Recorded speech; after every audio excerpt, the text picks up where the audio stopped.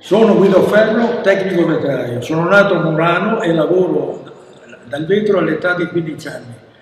Avendo preso l'avvio a quest'arte nella piccola vetreria di mio padre Amerigo, tecnico vetrario, figlio di Ettore, anche lui maestro e tecnico vetrario. Cosa mi ha portato ad appassionarmi a questo mestiere? È la passione.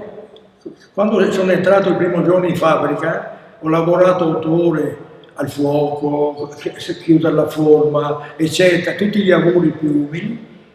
Alle 4 è finito il lavoro, sono uscito fuori, mi sono cambiato per andare a giocare il calcio e mio padre mi fa: ma dove va lei? Dove vai tu?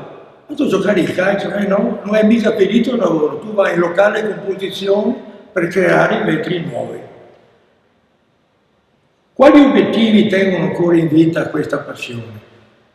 È una passione ma è anche un dovere, perché noi stiamo producendo dei vetri abbastanza, diciamo, ecologici, però manca ancora qualcosa. Sui vetri, per esempio, i vetri rossi, gialli, o il cadmio, eccetera, che bisogna eliminare.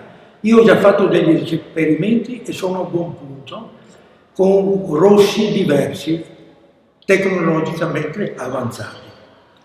Mi trovo in questo momento nell'atrio del Palazzo Loredano per la collocazione dell'opera di Calcedonio, che ho realizzato, ho scelto di rappresentarmi in occasione della mostra dedicata ai premiati di Glass Venue 2023.